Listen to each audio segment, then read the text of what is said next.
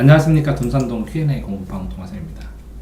이제 딸이 자퇴한다고 쓰셨고, 두 딸을 두셨는데, 첫째 딸은 이제 공부를 하는데, 둘째 딸이 자퇴한다고 그러죠. 중학교 2학년밖에 안 됐고요. 자, 그러면, 검정고시를 본 뒤 의과대를 간다고 하는 이유는, 자, 첫 번째, 보통 의대를 가는 아이들이 초등학교 한 4학년부터 그 선행을 시작합니다. 4학년이나 5학년. 초4는 좀 빠른 편이고요. 더 빠른 애도 있지만 평균적으로 초5 정도는 시작을 합니다. 초5 정도 시작해서 중학교 한 3학년 정도 중2나 중3이 되면 고등학교 수학과정이 다 끝나 있습니다. 그런 다음에 자사고나 특목고를 가서 의대를 가기도 하고 그럽니다. 고등수학이 거의 끝나가 있어요. 근데 여기에 취지는 좋죠? 뭐 좋죠. 그것은 됐고요. 어린아이고 사리분별을 못하니 사리분별을 못한다. 그럼 이제 어떤 사리분별인지는 모르겠어요. 첫 번째로 이제 학교를 다니는 거하고 자퇴를 했을 때 학교를 다니면 이제 정상적인 사고 방식으로 공부를 하고 비용도 적게 들죠. 첫 번째는 비용이 적게 들고, 두 번째는 정상적인 절차를 따라서 가게 되죠. 정상적인 절차. 세 번째는 학교를 가게 되면 이제 부모가 신경 써야 될 게 확 줄죠. 부모 역할이 줄죠. 이렇게 되는데 검정고시를 하게 되면 혼자 해도 비용이 많이 들고요. 그다음 정상적인 과정이 아니게 되고 부모가 신경을 많이 써야 되고 아이가 이게 규칙적인 생활이 중심이 되어야 되고 여기는 뭐라고요? 자기의 계열적인 생활을 어떻게 하느냐의 차이가 나겠죠. 이 정도 차이가 나는데 그 남편분이랑 심각하게 이야기를 해봐도 요즘 아이랑 다르지 않냐. 그러니까 둘째 딸의 아이가 대단하다는 거죠. 그러니까 이 아이는 인정해줘도 되지 않냐. 뭐 사달라는 것도 아니고 진짜 공부만 하는데 공부를 남편이 말려야 그만할 정도고 평균 아침에 일어나서 아침에 6시에서 새벽 3시니까 4시간 정도 자고 공부를 하는데 왜 그런지 모른다고요? 경쟁하는 애들이 다 그만큼씩 합니다, 요새는. 근데 이렇게 경쟁하는 애들이 이렇게 하고 있는데 4시간 자고 공부를 하고 있는데 그런데 이 아이가 이제 중학교인데 도시 중학교나 좋은 중학교를 가서 공부를 하다 보면 주변의 아이들의 한 10%에 20% 정도가 고등학교 선행을 해서 고1, 2 정도 수학을 끝냈어요. 근데 얘가 중학생인데 하나도 선행을 못했다. 그럼 이렇게 4시간을 자고 해도 경쟁이 안 될 것이다. 정상적인 과정에서는. 정상적으로 따라가서는 경쟁이 되지 않을 것이다. 라는 생각을 할 가능성도 많아요. 긍정적으로. 자, 공부에 미친 거 같은 거, 미쳐야 미친다고, 미쳐야 도달하는데, 이렇게 공부에 미칠 만한 아이들만 전국에서, 이렇게 공부에 미친 것 같은 아이들만 전국에서 모여서, 자사고나 특목고에서 모여서 경쟁을 합니다. 그래서 또 그 안에서, 절망을 하기도 하고, 여기서 공부에 미쳐, 난 4시간 자고 공부했는데, 어떤 애가 8시간 자고 와갖고 쑥쑥 30분 만에 푸는 천재를 만나서 또 절망하기도 하고, 이렇게 하는 여러 상황이 있으니까, 얘네들은 공부의 하이레벨, 그러니까 최상위 경쟁을 해서 실패한 아이들이, 최상위 경쟁을 하는 아이들이 의대를 갑니다. 의대, 대학 선혈순으로. 그러니까 최상위권 경쟁을 하지 않으면 의대를 노려볼 수조차 없죠. 그래서 완강하게 되면 아마 이게 자퇴를 이 딸 아이 이렇게 공부하는 성격이라면 자퇴를 이렇게 시도할 가능성이 있는데 뭐 중2 때 자퇴를 하면 이 학생의 노력이면 한 서너 달이면 중간 검정고시를 충분히 볼 수 있습니다. 이제. 근데 검정고시 점수에 따라서 또 고등학교를 지원을 하고 또 고등학교는 또 간다고도 또 할 수가 있거든요.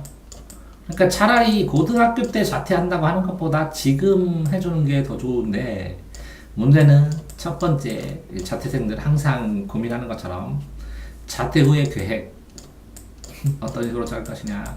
두 번째, 자퇴한 다음에 어느 교육기관에 보내가지고 어떤 식으로 아이에게 교육을 백업을 할 것이냐. 그러니까 자퇴생을 받아주는 1대1로 저는 옆에서 자퇴생 하나 있어서 검정고시 하는데 교육을 이렇게 1대1로 하는 데가 거의 없거든요. 그래서 1대1로 백업을 하면서 이 교육을 꾸준하게 아침에 10시부터 저녁에 10시까지 컨트롤 해줄 수 있느냐, 계획을 어떻게 따느냐, 그 다음에 세 번째로 그렇게 해서 이 아이가 학습 계획, 여러 가지 학습 계획의 비용을 어떻게 충당할 것이냐, 좀 더 많이 들거든요. 왜 그러냐면 이렇게 교육을 1대1로 하거나 아니면 이 맞춤으로 하지 않으면 검정고시로 끝나거든요. 검정고시 이상의 입시까지 하려면 검정고시생을 입시까지 끌어주는 계획을 짜야 되는데 이게 쉽지 않거든요. 거의 찾기가 쉽지 않고, 검정고시 학원에서는 검정고시만 하게 되고 수능 학원에서는 수능만 하거든요. 수요와 공급의 원칙에 따라서. 그러니까 이렇게 지금 동아쌤이 하는 것처럼 하는 멘토를 찾아줄 수 있느냐, 이렇게 이것들이 문제가 되고, 네 번째는 그런 식으로 되어 있을 때 이 아이가 이렇게 문제가 발생했을 때 학교에 복학할 계획이나 복학을 해도 되거든요. 자퇴를 했다가 복학. 그러니까 휴학을 했다가 복학을 해도 상관없는데 휴학을 했다가 복학을 해도 상관없고, 휴학이 안 된다면 자퇴를 해야 되겠지만, 아니면 요게 검정고시 끝나서 고등학교 때 어떤 타이밍에 어떤 상황에서는 고등학교에 갈 것이냐, 어떤 상황에서는 뭐 수능 재수생들 들어가는 학원에 들어갈 것이냐, 그 다음에 이 월만 평가나 이런 평가를 통해서 지속적으로 학생의 상태를 어떻게 체크할 것이냐, 이런 문제들, 사후추리 문제들이 이렇게 설계가 되면, 이렇게 따님이 똑똑하니까 한번 설계해보라고 얘기를 하면, 설계한 다음에 보완해서 최종 결과가 안정되게 시행될만 할 때 이렇게 자퇴를 하는 게 맞는 것 같고요. 그랬을 때 제일 중요한 거는 이제 가족이 절대적으로 믿어줘야죠. 왜 그러냐면 자퇴를 하면 제일 문제가 외롭습니다. 친구들이 별로 없으니까 학원 가도 잘 안 어울려지죠. 학교 다니는 애들하고.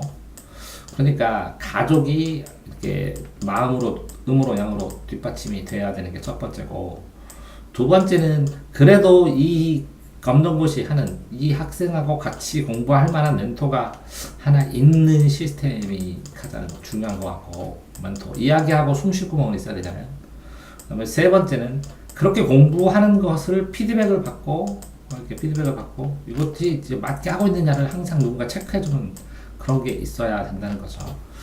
그러니까 이 자퇴를 하면 학교가 아닌 내 스타일에 맞는, 결국은 뭐라고요?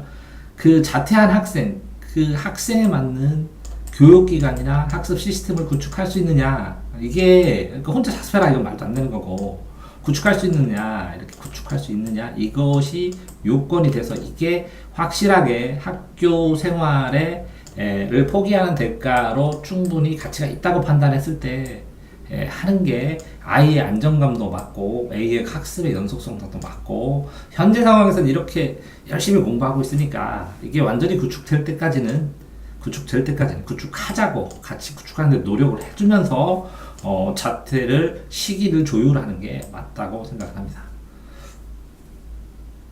너는 편하지? 다 해주잖아. 뭐 그렇죠. 뭐 그렇죠? 이렇게 진짜 고민하잖아. 네, 그렇죠. 그러는데 요만큼 공부하죠? 아니요. 왜? 서울대보다, 의대보다 서울대가 더 힘들어. 네가 가려고 하는 게 네. 4시간 잔대. 네. 3시간 자고. 네. 중학생이야. 네. 왜? 얘는 특별한 애야? 아니요. 수고하셨습니다.